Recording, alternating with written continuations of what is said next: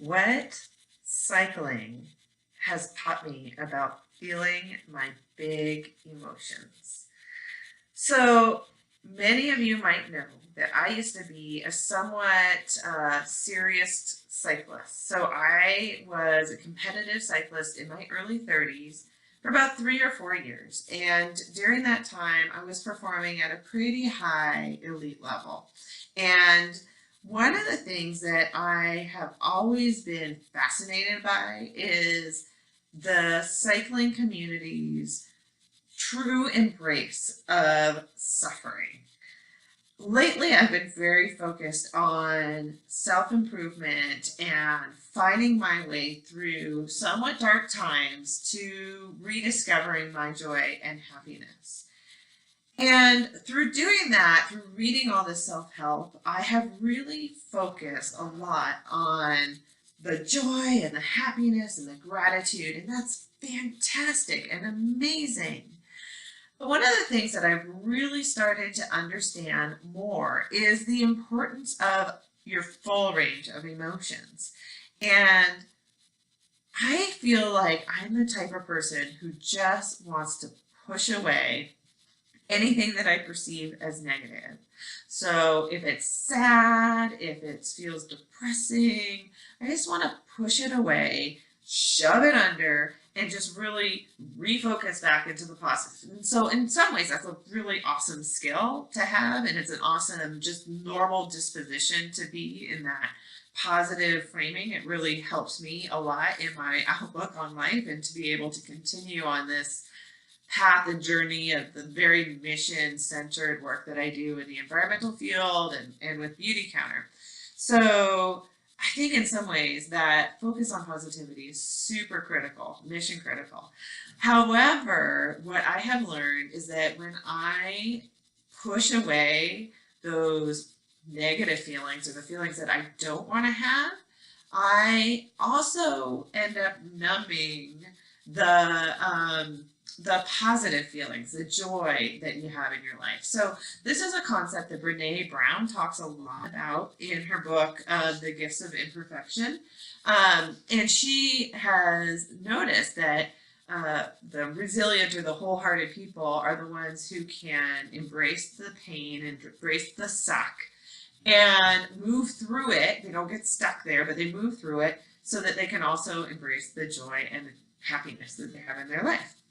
So I was really thinking about this because one of the things that I know about myself when I was in cycling is that I had a tremendous ability to sit in the pain cave. And I had a tremendous ability to endure massive amounts of cycling suffering.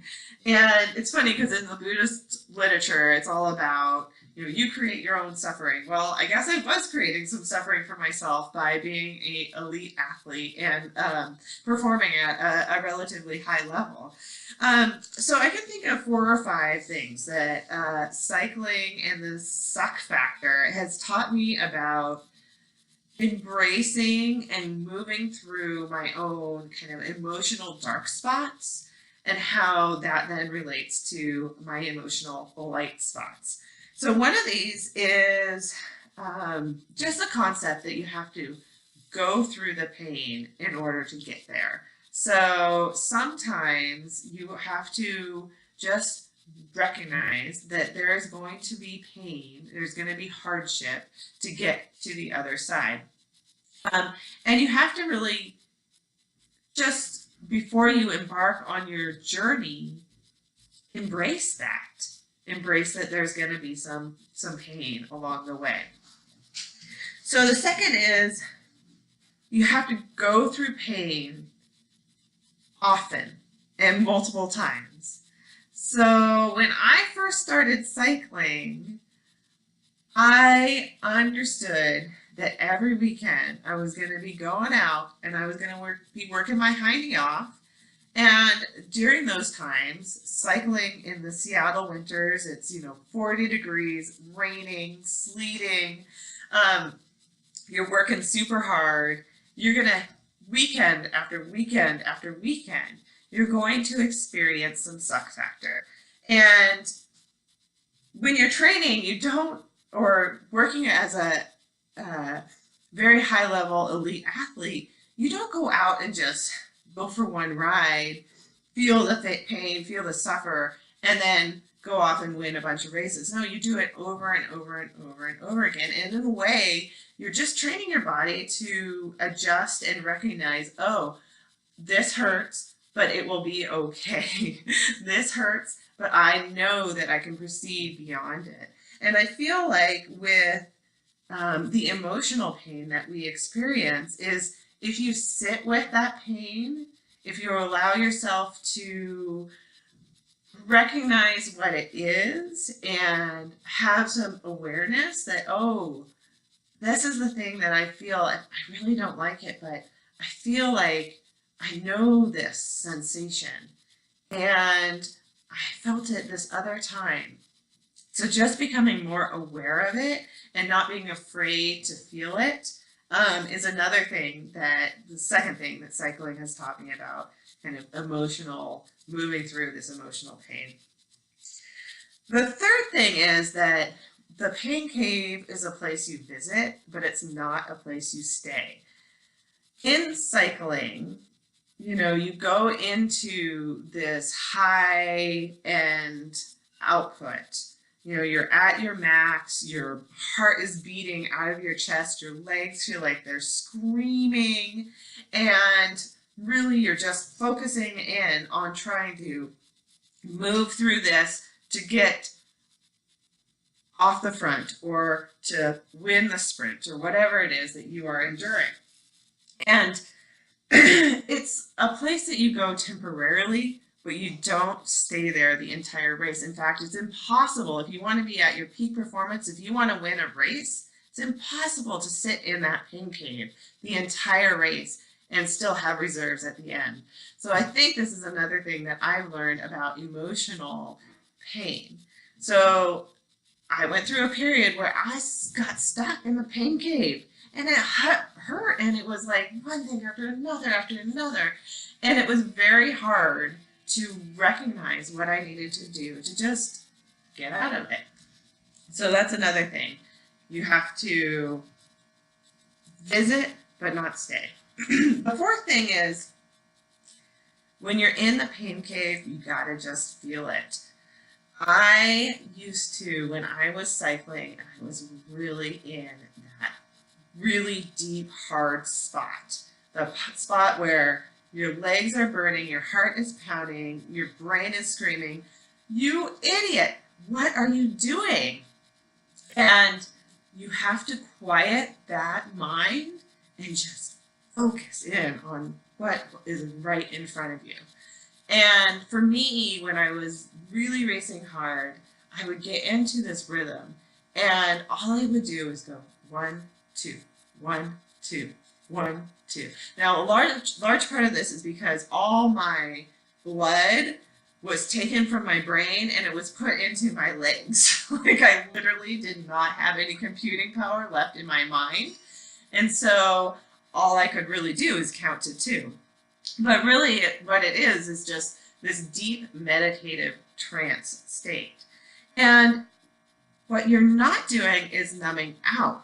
So you're sitting there with that pain and you're just figuring out ways to tolerate it in the interim before you kind of move on to the next phase of what you're doing. So for me, cycling, it was 1, 2, 1, 2, 1, 2. Now, as I've moved this into my emotional awareness, I have found meditation to be a huge tool for me for sitting in that state. And the thing is that when I got stuck in the suffering, when I got stuck in this pain cave, what I was doing was, I thought I was sitting with it, but what I was doing was numbing it out and just trying to suppress it. And my favorite go-to numbing mechanisms are Netflix, I love Netflix, and drinking, and being uber busy. So, along with a whole variety of other things. So what I have begun to deploy, building from the training that I had from years as an elite athlete, is learning how to be quiet and sit deeply with that pain. And I have to say, it is not easy. There are times where I just want to push it away, move it out of my quarters, and just say, no, I'm not going there. Because it's scary. Our emotional pain can be a little bit scary and a little bit tricky to move through. But the problem is, if we just pretend it's not there, it's going to keep on creeping us. So what we resist persists, and what persists just continues to grow and grow and grow. Eventually, it will get your attention. So that's number 4. Get hyper focused, get very quiet, and allow yourself that space to experience the suck. And it sucks, I tell you. But if you just push it away, take it from me, someone who tried it for years, it'll just keep coming back in bigger forms. And I guess number 5, moving through the pain cave can bring tremendous rewards. When I was cycling, I was the sprinter, so I was always the one that the team worked tirelessly to get to the end of the race, and it was my job as a sprinter to get the team the win. And it was a lot of pressure, and it was tons of fun. And part of what I would do is embrace the suck, embrace the pain, and as soon as I crossed that finish line in whatever place I ended up, hopefully in first place, but sometimes in third or whatever, it was the most tremendous sense of release and of joy.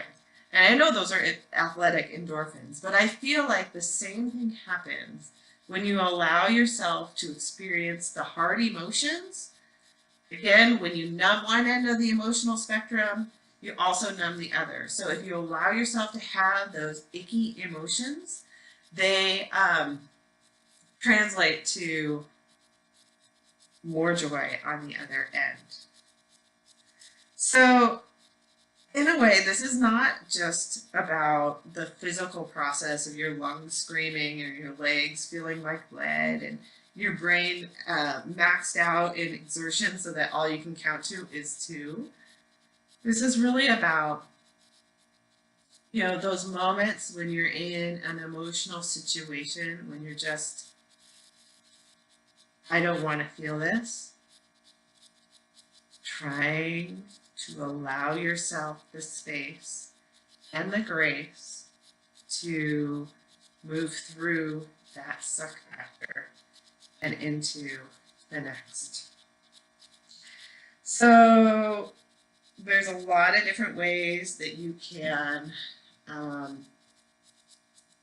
kind of find your way out of that pain cave. I've used a lot of different tools. As I mentioned, my favorite is meditation and journaling and just a lot of mindfulness and self-reflection. I also will tend toward physical activity if I need a little extra boost to get myself out of that negative space. So again, recognize the pain, recognize that it is there, that both ends of the spectrum are necessary to being a full-hearted human being. Feel that pain in your mind and your body and your spirit, and allow yourself the grace to experience it without pushing it away. Get quiet and feel it, process it, and let it go, and see what joy might come from that.